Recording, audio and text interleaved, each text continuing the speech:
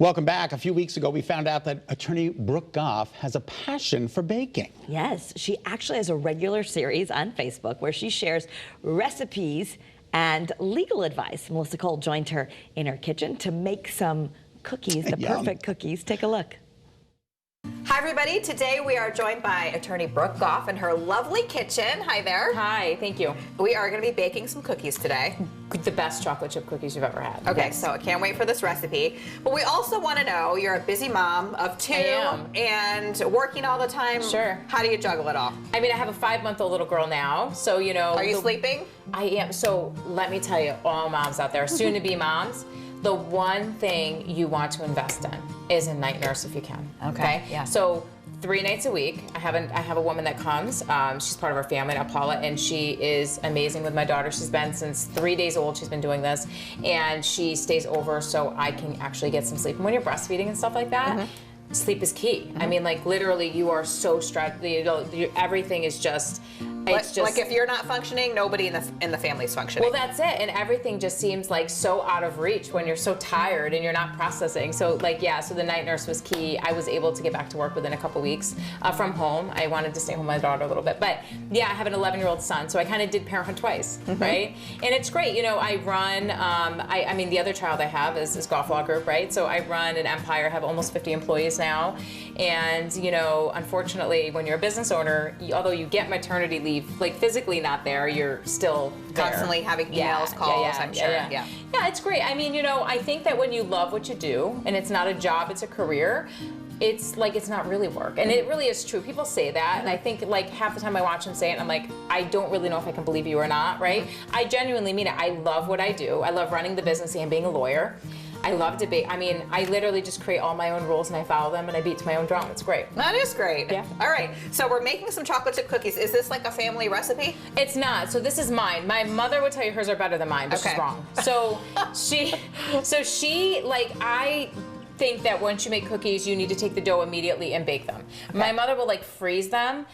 It just changes the consistency of it. It doesn't fall right, it doesn't rise right, so I don't like it. I don't like refrigerating them. Certain doughs you have to refrigerate because they're too sticky, but for the most part for chocolate chip, you need to whip them up and then you need to get them in the oven. And I think like, if you don't, it just changes the texture. All right, so we've got some of the stuff already mixed. We did, yeah, so we creamed, this one's 2 sticks of butter. So, and I was in Aspen at the Food and Wine Festival right before COVID, and Martha Stewart was there, and I was sitting like from you to, like from you and I, like right now, right? And she's funny. I mean, you think funny. You couldn't have her on here because she says too many bad words all the time. But like, she's earned it, right? Yeah. And I'm telling you, so somebody in the audience was like, "Can I use unsalted butter?" They must have had some kind of like a heart issue. And she looks at him and she's like, why the hell would you do that? So she's like, you know, you wouldn't put, she goes, use salt wherever you can, natural salt in the baking. So gets the flavors out. Salted butter, no matter what the recipe says, it always needs to be salted. I don't care what it says. If you have an issue, I get it, but it's gonna taste better salted butter. And obviously sugars are in there. So I have brown sugar, I have white sugar. The brown sugar has molasses in it. It's gonna keep the cookies really soft because nobody likes crispy cookies. I don't.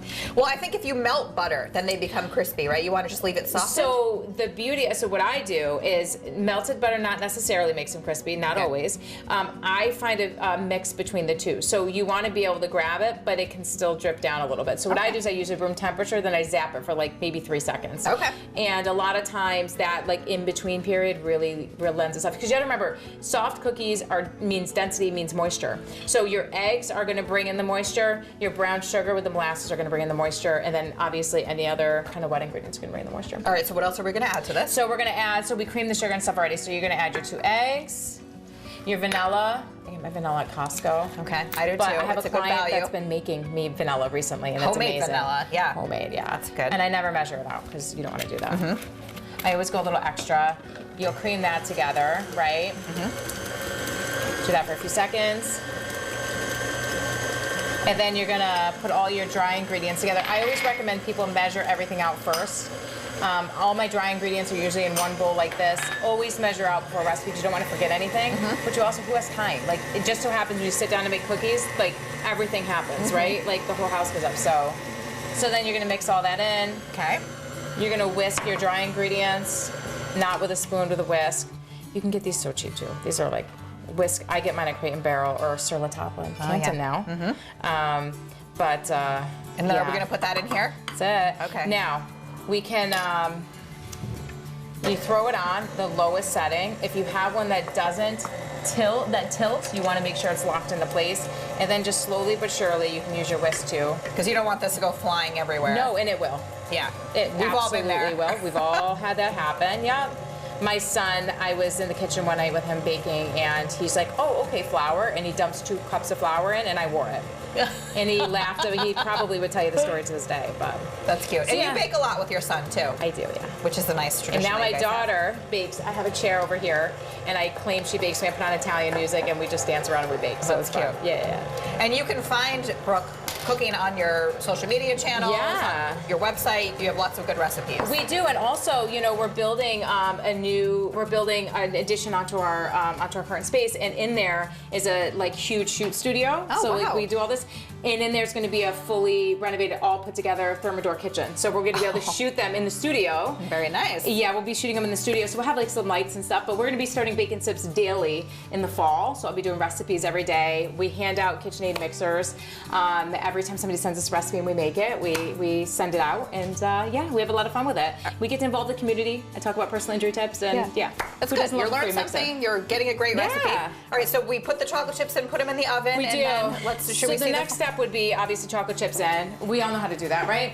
And then here's what they're gonna look like. You're gonna roll them into the ball. I don't use ice cream scoops. Okay. I Just use roll your it into a hands. nice tight ball. And if it's too sticky on a chocolate chip recipe, then you have an issue. But there you go. That looks amazing. And it's all about the pans too. Heston pans are the best. And by you the way. like to have the parchment paper on here. I always do because it's easy to get them off. They don't stick. But remember, when you keep these on, it continues baking. So you have to have a good rack, and you have to just take a spatula real quick, scoop it off, scoop it back on after a couple of minutes.